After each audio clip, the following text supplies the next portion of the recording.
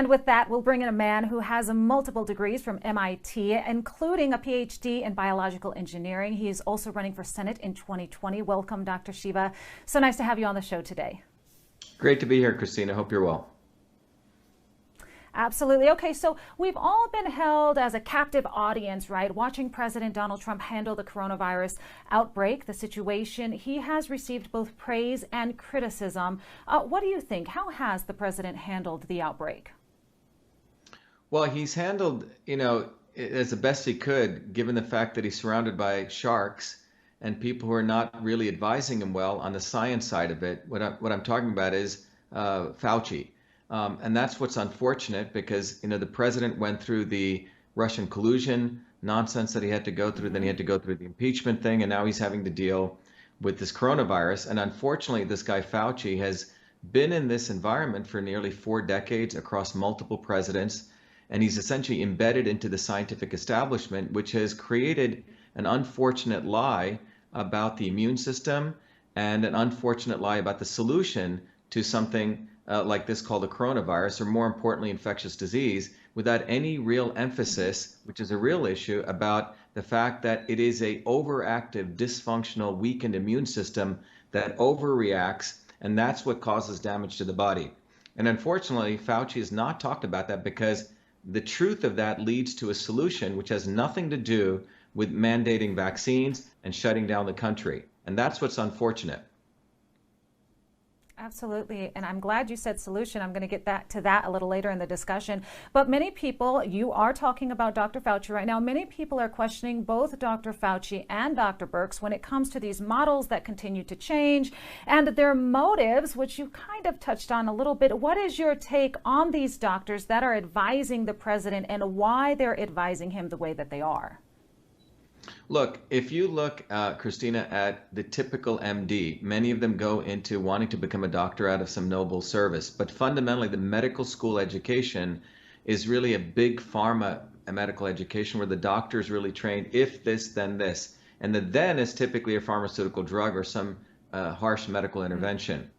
Now, if you look at someone like a Fauci and Birx, they're sort of at the top of their quote unquote game, which means they're highly embedded into the big pharma model of medical education and the big pharma model of what the solution is.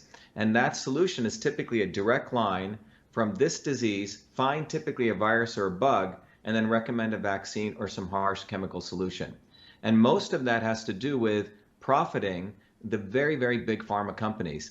And so if you look at someone like Fauci, he's a guy who architected the big lie that HIV is responsible for AIDS. And it's a much deeper discussion, but he built his entire career on that, not talking about the fact it's the suppression of the immune system. When people's immune system gets suppressed, you can react to all sorts of exogenous things coming in. So this gentleman, and by the way, he prides himself on connections with Hollywood and Elton John and all this, and I think there's a group trying to make him the sexiest man alive on people. But you're talking about a guy who's embedded into the deep state. And he's your typical example of the worst of the modern scientific establishment.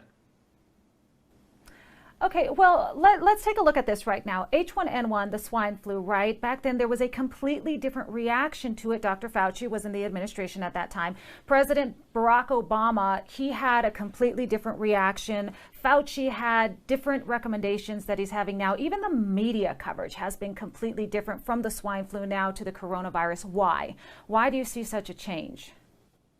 Well, look, if you take a systems approach forces you to integrate multiple pieces. There's a political piece here, there's a health piece here, and there's the economic piece here. In the case of Barack Obama, there wasn't a quote unquote overreaction, right? We didn't shut down the country. We had people, the media essentially protected.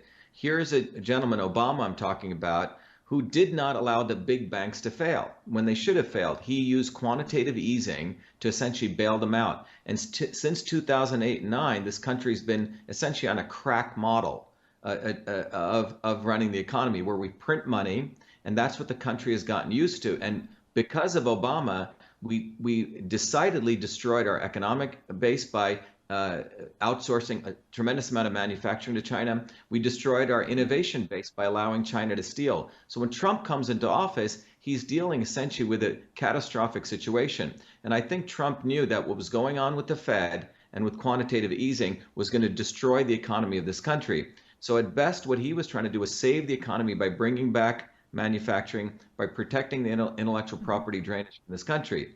However, when you have the level of things that he had to go through, I think the deep state's really effect was to hit him with this coronavirus. And what's the end goal? Well, as you just rightfully said, when Obama was running, you had nearly, I think, 60,000 deaths, right, with H1N1. Here you have close to maybe 10,000 deaths. And we don't even know what the numerator and the denominator are here, because they're blanketly assigning COVID-19 to people who may not even have it. And we're seeing a concomitant, a number of, there's drop in pneumonia. So where's those drops? The people are getting the flu or in the flu season.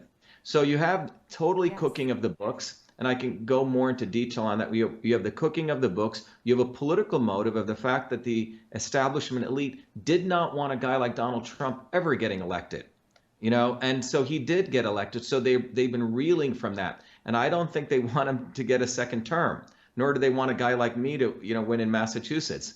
But given that, what you're looking at is a strategic move to essentially destroy the economy, as using it as a vehicle to impose not only vaccine mandates, which we could talk about, but also as an opportunity to suppress dissent and destroy freedom, as a way to curtail what a guy like Donald Trump can do, what people in America can do.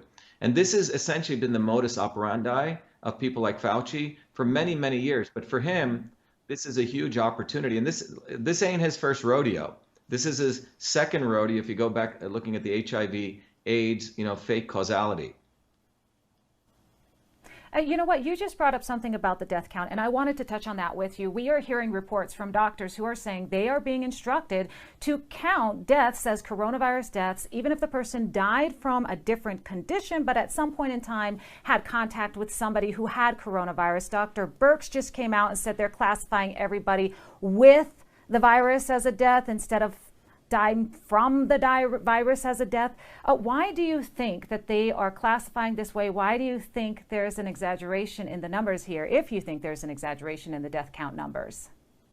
Look, what I do know is this, that the WHO, in conjunction with the CDC, is the one that decides what are called codes, diagnosis codes. Most people don't know, when you go into a doctor's office, a doctor looks at you, and in their IT systems, they have to say, okay, Christina has this or this. That is called a diagnosis code. That code, Christina, comes from the WHO. So for coronavirus, as I understand, they created two codes. One code was you explicitly, had a test and you had COVID-19. The other one was completely nebulous. Well, it sort of smells like that. Maybe he's got some chest pains, something so broad, but it was still under the COVID. The doctors in the United States received a letter from the CDC, as I have found out, that went to hospital administrators encouraging them to blur both of those codes. So if someone comes in, they have a pre-existing condition, someone with a chest pain, COVID-19, okay? And in fact, when someone dies, they do the test. Sometimes the test doesn't come back for 14 days. They're still putting COVID-19 on them. So they're increasing the numerator. And then as far as the denominator goes, we don't even know how many people actually have been infected, because this is, again, a flu-type virus. So the denominator could be massive. So you have cooking of the books for two reasons. Hospital administrators get money for the COVID-19 diagnosis, plus they also get kickbacks through what are called GPOs and PBMs for the ventilators. So there's a total collusion going on, and it's not at all about people's lives. So those critically ill patients, immediately they put them on ventilators. And as I've shared in one of my videos, the ventilators actually can burst and further damage the lungs, because the real issue here is the lungs are being filled with fluid, and the fluid is occurring because of the overreactive immune system, which can really be addressed by IV vitamin C, high dosage. And that is not in the discourse. In fact, 80 to 90% of the people go on ventilators are dying. So this is essentially a death sentence that they're putting people on. Wow, that is so interesting. Well, President Donald Trump said that the cure cannot be worse than the problem, and yet here we are. We continue to be on lockdown status. Do you think the economy should have been closed in the first place? And is this the new status quo anytime we see a new virus? It's a great question. In my letter to the president, which I sent on March 23rd, I said, look, we live in the era of personalized and precision medicine, which is an expertise of mine, which I get invited all over the world to talk about. What that means is one size does not fit all. You don't lock down everyone. That's what Fauci's model is. It's a medieval model of medicine. Mm-hmm. And so what we fundamentally have is the approach that we should be taking is taking the people who are truly immunocompromised, truly have COVID-19, fine, they should be isolated, boosted up with immunosupporting things like vitamin A, D, and C. Those of us who are well, we should be back to work. We should be running this economy. Okay, if you want to take something to support your immune system, do that, which should be the vitamin A, the D, etc. One of the two most disastrous things here are we're socially distancing people and hiding them. Go look at the research, a landmark study. When you isolate people, that is one of worse than the detriments from obesity, smoking, and heart disease. Social isolation actually leads to upregulation of inflammatory compounds in the body and downregulation of antiviral compounds. So you're basically increasing the person for viral infection by the amount of stress you're causing them from social isolation. And separate from that, we're telling people not to go out in the sun, which is vitamin D. Vitamin D is an antimicrobial. Mm-hmm. So this is essentially a recipe for actually hurting people, not really supporting them, but all brought to you under the rubric, and media says it over and over again, social distancing, flatten the curve. And this is sort of the nonsensical science that Fauci is expounding, and it's what needs to be exposed, and really what we really need to talk about if we truly care about public health is building up people's immune system. But that's not what Fauci and company are concerned about. Their model is big ag, which dirty air, dirty water, dirty food. They want people to consume not food that's healthy for them. And then the solution is vaccine mandates.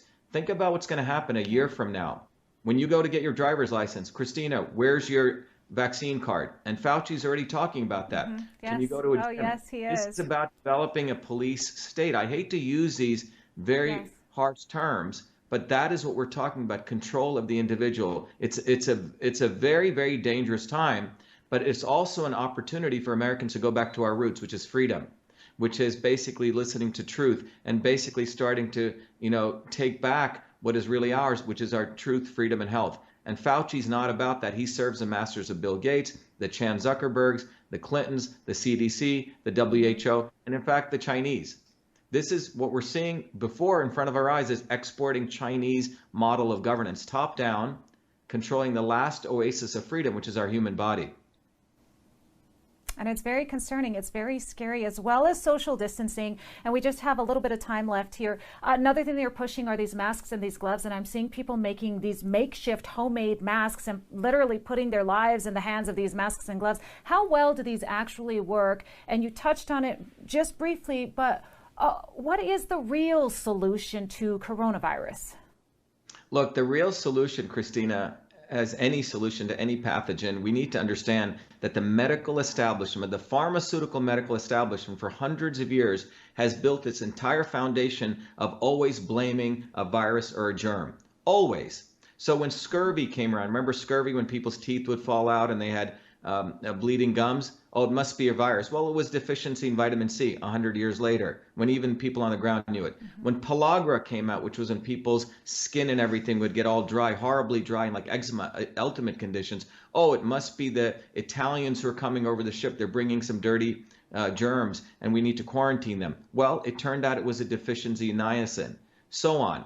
So what we're seeing here is the virus hunters, the bacterial hunters creating fear. So the real solution is, number one, is to recognize that the immune system is quite strong. We're actually a walking ecosystem of germs, 380 trillion viruses, 60 trillion bacteria among the 6 trillion cells. There's viruses all around us. The reality is a strong immune system always handles this beautifully. It's the weakened immune system. So all those masks and all this stuff, people didn't wear this for humanity, okay? The issue is, how do you beef up the immune system? As I wrote to the president, vitamin D. Vitamin D is an antimicrobial. Why do you think in many of these hot countries we don't hear any about this? Vitamin A, which is all from the rich leafy green, dark green vegetables and fruits. That supports your body to create keratin, cytokeratins through vitamin A, which protects your cells. So these are the two foundation pillars. Yet Fauci and BRICS do not talk anything about that because a V in vitamin is an anathema for their vaccines. And same with the V in vitamin C is an anathema for their ventilators. You see, it's ventilators and vaccines.